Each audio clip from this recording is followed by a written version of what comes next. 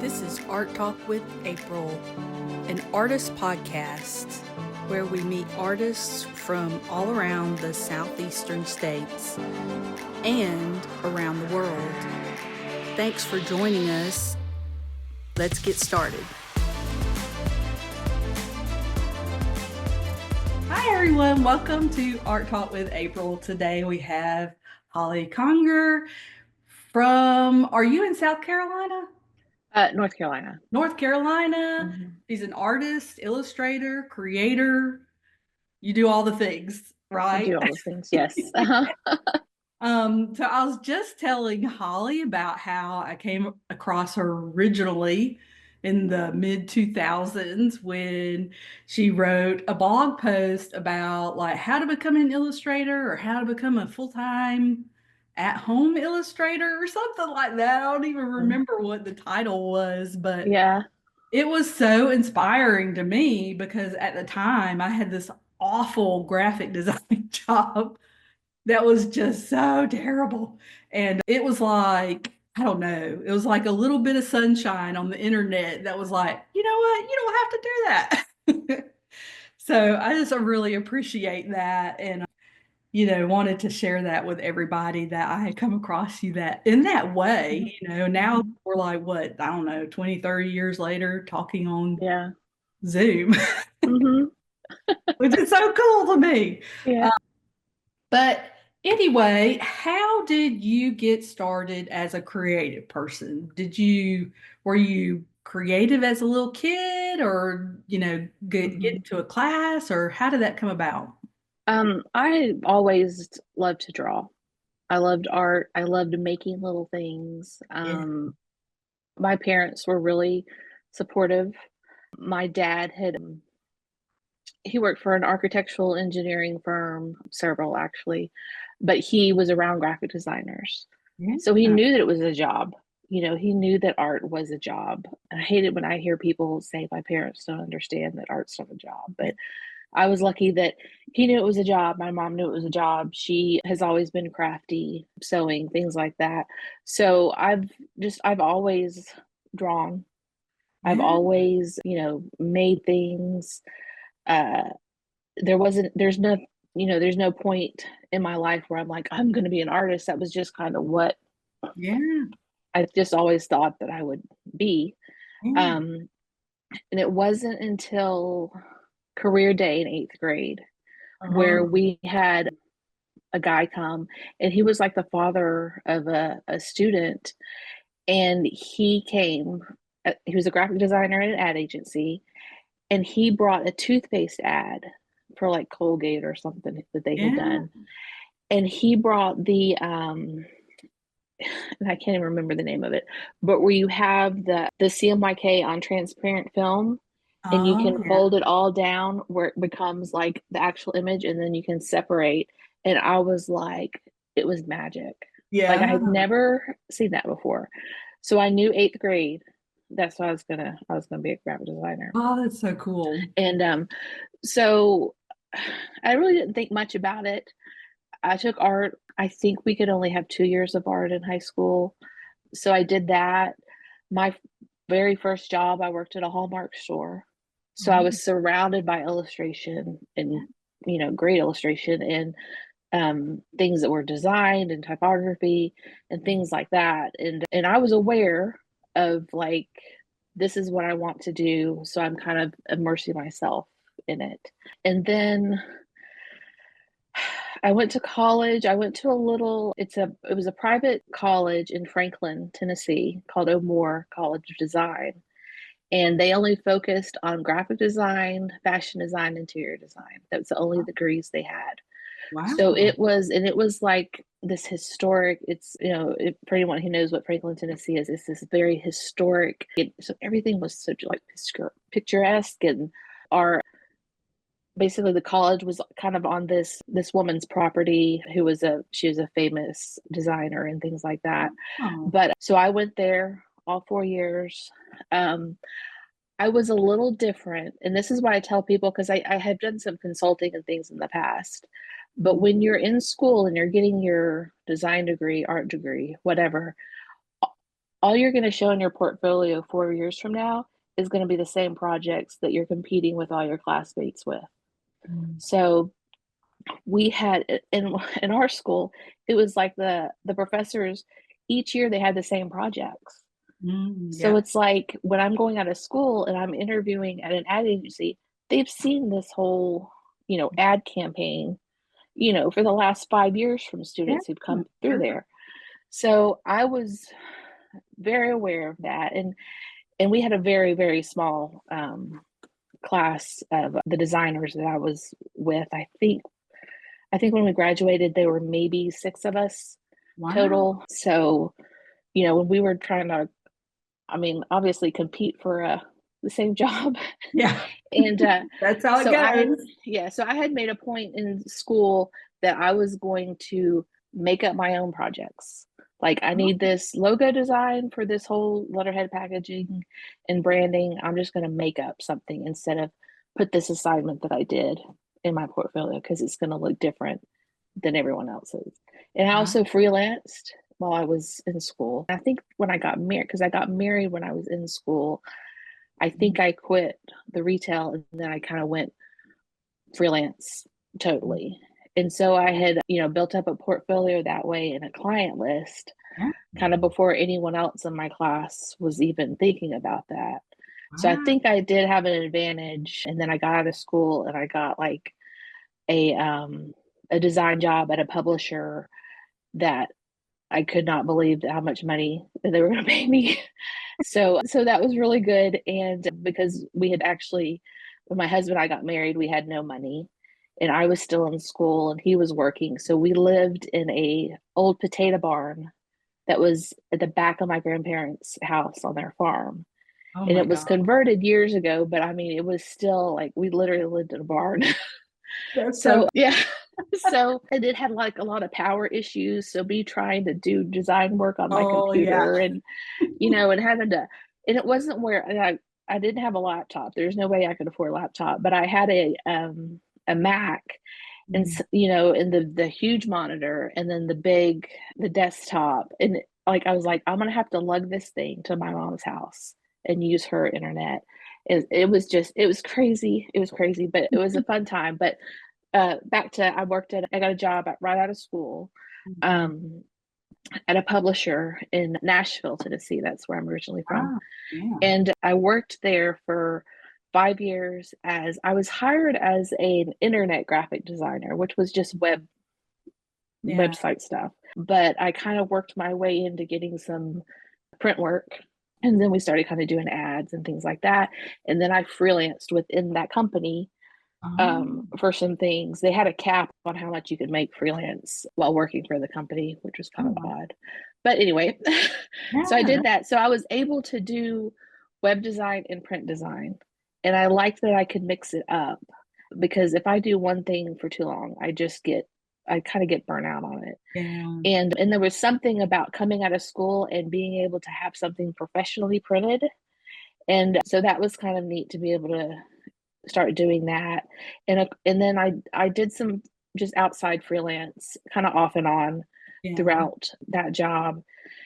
And then I got the job in 2000. And then in 2004, I had my daughter, which I was totally fine with going back to work because I wanted to work. I enjoyed working.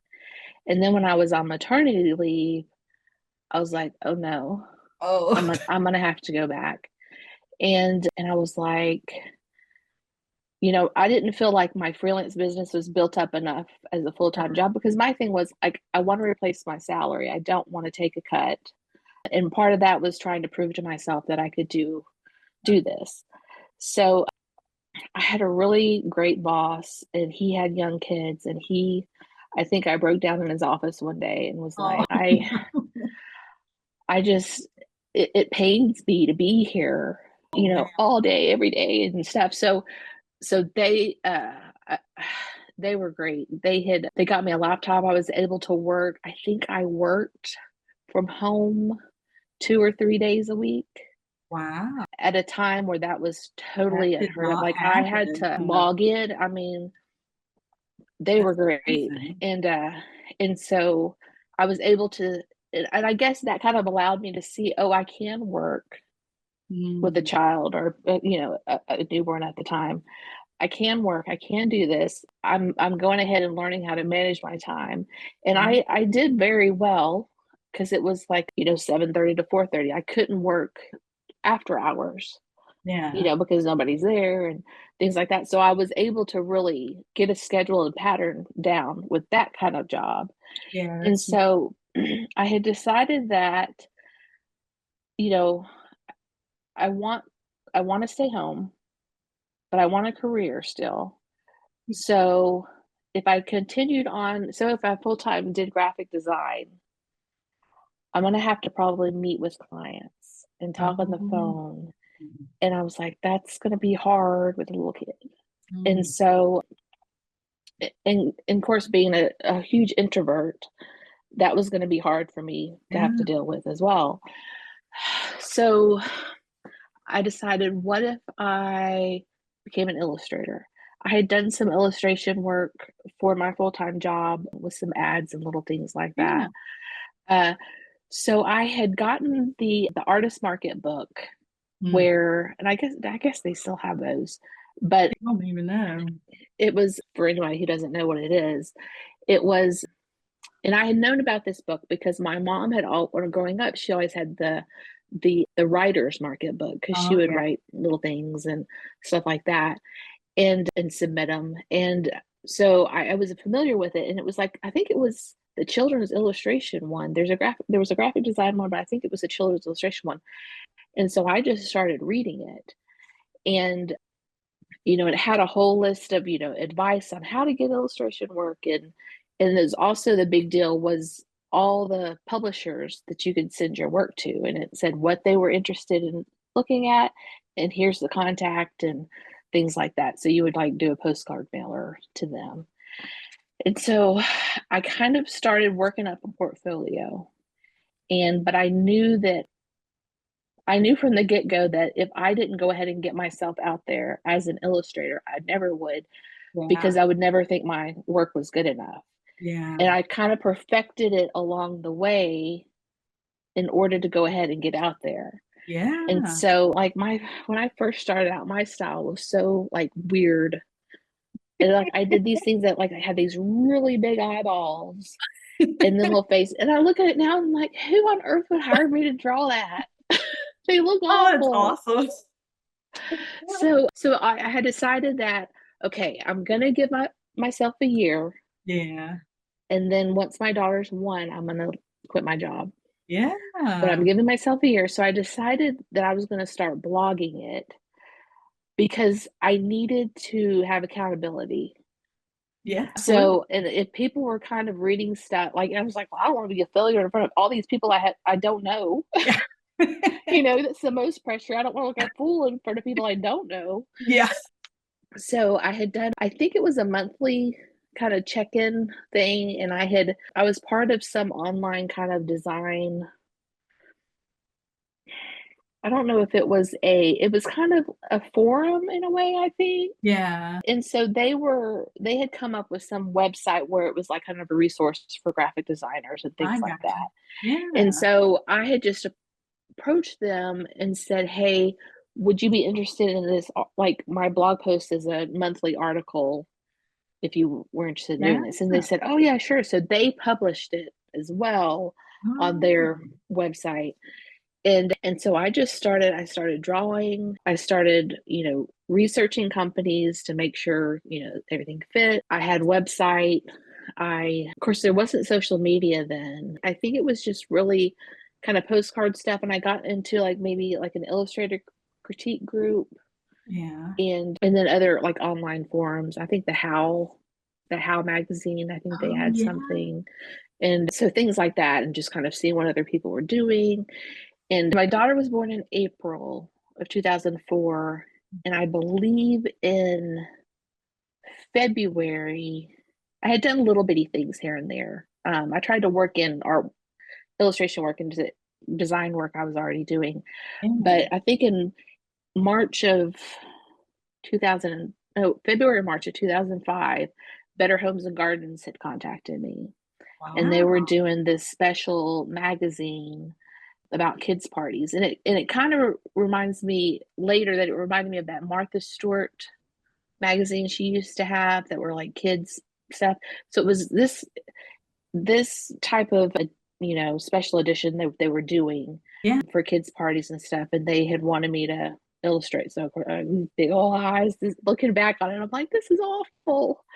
But so that was like my first like big kind of client. Yeah, that's exciting. And so I was like, wow. And and so I just kept on and kept on. And then I had found an agent for children's illustration. And I really like the aspect of being able to market and promote. That's just kind of how my brain works. I love to know what, you know, what works and what doesn't, and test things and things like that. And I know a lot of artists aren't like that at all, but I wanted an agent to be able to get my foot in the door on some things. Yeah. Although, you know, having an agent obviously doesn't guarantee you work, because, you know, she would promote me, but then I would promote just as heavy as I'd always been doing. Yeah. And so I think in April of that year, I signed with her, and I think May 31st of that next year of the 2005 was my last day as a full-time designer. So that was a year pretty much that I gave myself. And that first year, I pretty much doubled my salary I had made as a designer. And it was a lot of work. Sure. And it was kind of rapid fire. I was getting all these jobs coming in. Oh, wow. And so I had a lot of really late nights. And then, you know, having to work with, I guess, my daughter at the time, she was then 1, you know, I'd kind of already gotten a schedule down and kind of how we worked together and things like that. She was with me in the studio, you know, making things and, you know, everything else like that. But, and then I wanted to spend a lot of time with family during that time, like my grandmother and my grandparents and things like that. So I wanted to make sure that I had time during the day to go and do those things. But then I still needed to work on my work. So I would trade off the daytime stuff and then work late at night and things like that. But it hummed along for quite a while. And then spending so much time on the computer with digital work, I was like, I've got to step away from the computer. So then I started kind of doing more. I still did the digital work, because the first thing that my agent had told me back then was publishers want digital work that doesn't look digital. Yeah. So that was, you know, that was just, you know, my tunnel vision on, well, they only want anything that's digital, you know, But then I started doing a clay illustration style, where I would sculpt things and then photograph it and then bring it into, you know, Photoshop if I needed to do any kind of details and stuff. So I did that for a good while. And then I also had, you know, just trying to experiment. I started working with some found objects, and again, getting away from the computer and doing a physical piece. And so I started kind of doing that, and I got, you know, some feedback on that. I had a guy at this top company in San Francisco was like, hey, do you want to sell this piece? And I was like, you want this? Because I was like, you're like a big deal over here, and you want my little, I think it was a robot that I had made. And, you know, and he's like, yeah, I collect this stuff. I'm like, well, okay. And so that was encouraging that, okay, well, you know, somebody likes this stuff. And we had done a found object project in college that I really liked. So so that was kind of something I wanted to still experiment with. And so then I kind of started offering that as a style. And that went over really well with publishers. And then in 2011, I had my son. And with him, I was sick for 8 months, and I had one good month where I wasn't sick.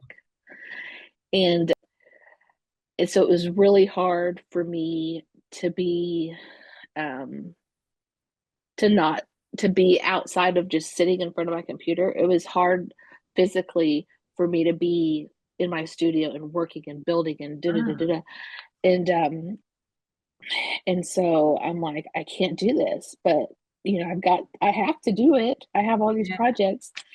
And so I had decided, what if I made my found object stuff digital and built it digitally for publishers and clients and things. And then any of the actual found object work that I would do, that would be kind of something separate. And so I just started scanning in and photographing all kinds of bits and pieces and screws and stamps and papers and textures and things like that. And I had a really big project with a company, and they let me try the found object digital style. Wow. They wanted the other, but I'm like, can we just try this? So I think I worked up a little sample, and they're like, oh yeah, I can't even tell, kind of thing. So I'm like, well, good. I was so sick. I was so sick. Oh no. You're like, thank goodness. Yeah. And so that's kind of how I transitioned everything to be digital. I kind of quit the clay stuff because I tried to do that digitally and it just didn't look right. And so after he was born, it was harder because he was so little. It was harder to sculpt stuff and everything. And, there's just stuff everywhere. So that's kind of that progression. Yeah. And, and kind of offering the main styles were just the digital, like painterly kind of style, and then this found object style, and no one was doing it. And so I think I got a ton of work through that. Mm-hmm. And then that kind of overtook my painterly style. Really? And people wanting me because of my found object style. And so things hummed along. We moved to North Carolina from Nashville. I live in Winston-Salem now. In 2014? Yeah, 2014, which was no big deal because everything's online. Back to, choosing illustration as my main focus. I didn't ever meet with clients. Yeah. I have probably in my 20 years of doing this, maybe talked to 5 clients on the phone ever. It's all email. And then, I was saying that I think I've only Zoomed once ever. And then you're my second time. And I was like, I never even Zoomed with I Zoomed with one client during COVID. Wow. And that was like, I think that was more to introduce me to someone else on their team kind of thing. Because I'd already known her personally. She was a publisher in Nashville. But I was like, everything just email. I'm just going to type it. Okay. And then that's it. I don't have to be on. Yeah. And stuff like that. It's easier to, it's easier to type stuff out. But so the transition moving here, no big deal. Things just humming along. And I wanted to, again, get away from the computer again. Because all my found object work had now been computer. So I thought, I'm just going to do found object work that is going to be just wall art like I used to kind of do. Yeah. And I was going to find a gallery. Yeah. And then I was like, okay, do you really want to do this? Because now you have to go out and see people and show them your stuff. And this is not what you want it to do at all. And so we have an arts community in downtown Winston. There was the little town, we live in a really small town outside of Winston actually, and they have like an arts council. Yeah. And so I somehow came across them online, said, hey, I would like to maybe be involved. I'm not real sure what you guys do. And so it ended up that they have a lot of their artists are downtown in this one gallery. Oh, wow. And so I went and I talked to her and everything. And I said, I've got some stuff. And it's like, and part of me is like, my stuff is so weird. Oh no. And it is pretty weird, and it can be childish and things like that. And it's funny how a lot of adults are, they've kind of lost that whole childhood. Sure. It's odd to me that they, like I'm looking at my student, and I got Hello Kitty, and I've got like Kermit the Frog, and Yeah. just all that kind of stuff, because that's just what that's just me. So Yeah, yeah. so my stuff is kind of, it's weird and funky. So I'm always like, I don't know if they're really going to like my stuff, but I do know that it's really different than what they have, and stuff. So it turns out it was all okay. They liked me.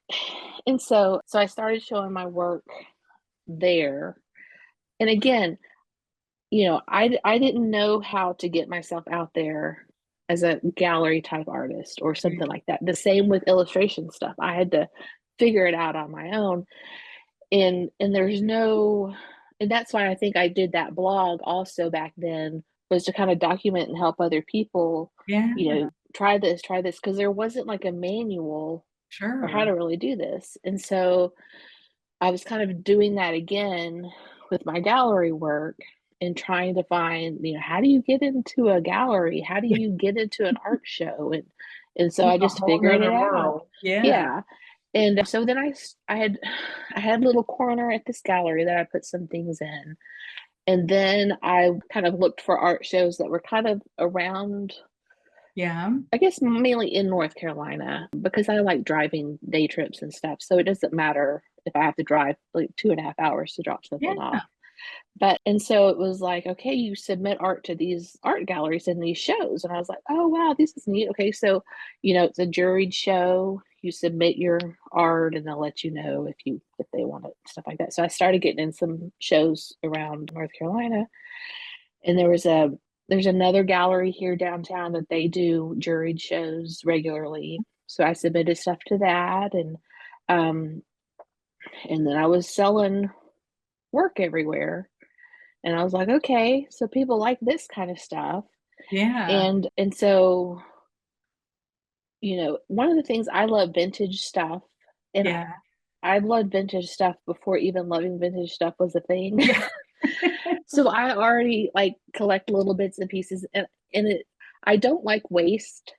I Sure. like to be able to use stuff over again. So I'm constantly like, do we really need to throw this away? Because I think I can make something out of it. And so I already had, I have stuff that I still use today that I remember having as a kid.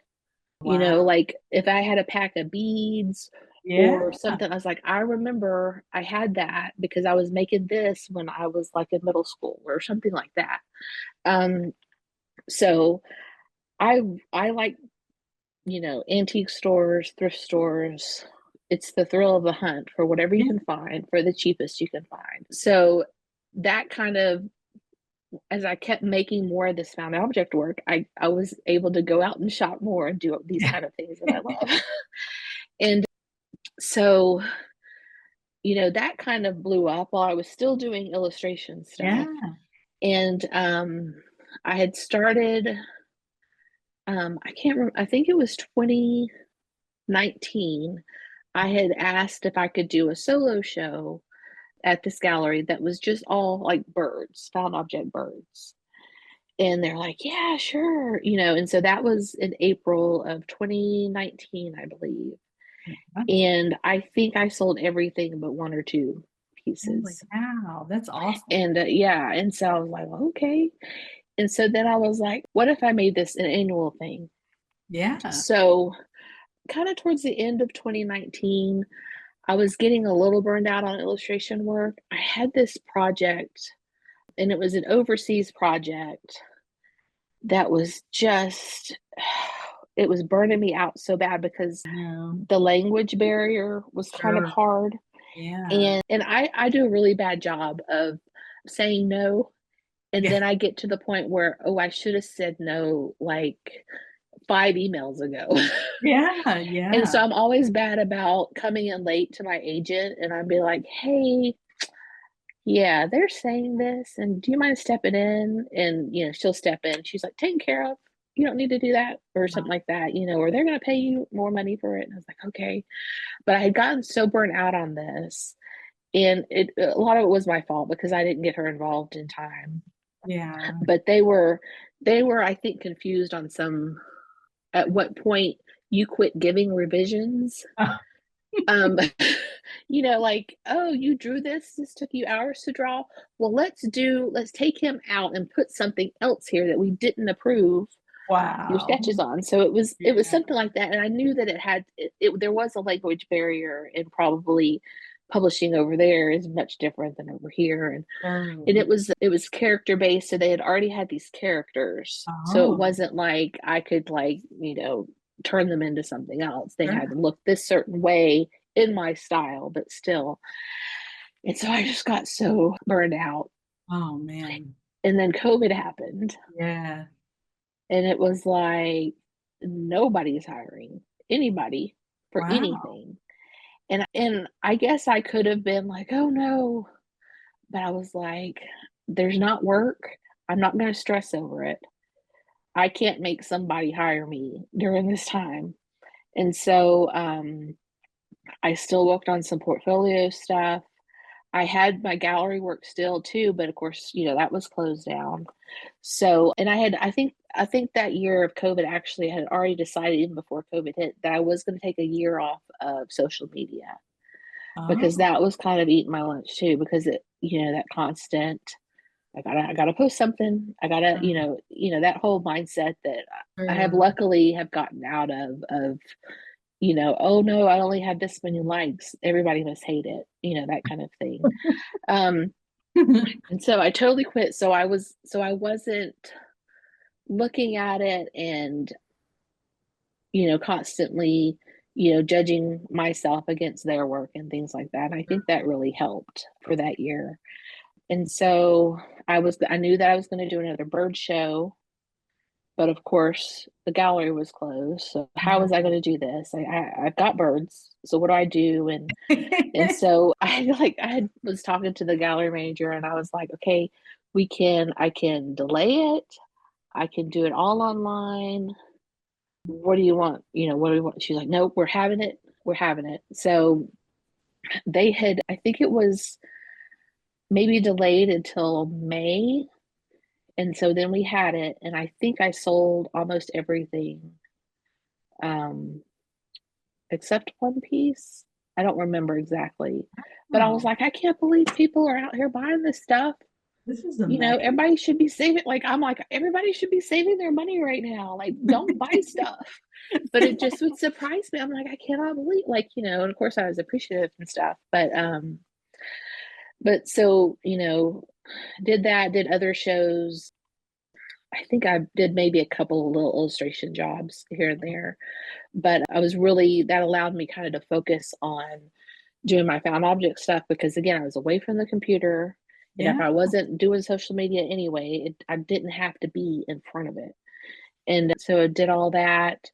When I came back on social media, I started really just posting kind of more of the found object stuff, things like that. Not as much illustration, still some.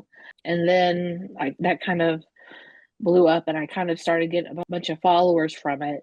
And so I was like, oh, okay. So then I started getting all worked up again. I'm like, oh no, I've got to keep posting. It's like, stop. So coming around, I guess, to now, I noticed things that, the whole, how you promote yourself now as an illustrator is totally different because of COVID, because people aren't at they weren't at their jobs anymore. They were at home. Yeah. So it's like, were they getting their mail for postcards? I don't think so. And then how did that work? Because you can't just, you can't just email a bunch of people and be like, hey, look at me, because you're spamming them. Yeah. I mean, there's creative ways you could approach someone, but that wasn't me. Yeah. And then, you had to see where they were on LinkedIn, what's going on, and then all these people are like, they're not even there anymore. They don't, they're not even working at these publishers. Yeah. And so even to this day, I'm still not real sure who's actually at the office who's going to get a postcard mailer, because that was my big thing, that I would just postcard mail a schedule, I guess, quarterly to people. So now the only kind of illustration promotion I do is I'll do some on LinkedIn sometimes, but some I'll just email past clients new work, or my agent will, of course, she's constantly shopping stuff around to her contacts and just through email and things like that. But I have noticed that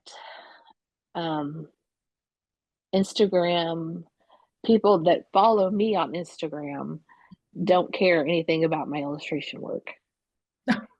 And I think that's the art stuff, the found object. Right, the found object stuff they do. Yeah. They respond. But the illustration publishing work, and I think, I just don't think people who are publishers are on Instagram. I think it's their personal, and maybe they might, they're an art director for, children's books, but personally they're not following illustrators on Instagram. They're personally following people they know, or it has nothing to do with their job. It's just them. And so I don't post a whole lot of illustration work anymore on my Instagram. Yeah. And then I get a little bit more feedback on or attention to it on Facebook, but really it's just been, working with my agent and direct contact with people, and things like that. And I've just figured out I left out a whole section of other work that I started. I think it was maybe 2010. I started getting into art licensing. Yeah. So that's a whole other way to think. Yeah. And because you've got to create the work and then sell it, rather than, I'm so used to working on assignment. It was really hard too to come up with all these ideas and things like that. And again, it was me wanting to find another outlet for art, not just be stuck doing one kind of thing, which was, illustration work. So, and I also was like, I can, do a piece of artwork and it could pay me for the next, 20 years. And it has, instead of, with illustration work, it's so specific. And especially I do a lot of educational work. So it's so specific. Like they want a boy with a hot dog and a flashcard, like, and it's like, I'm never going to ever need to sell this image. Yeah.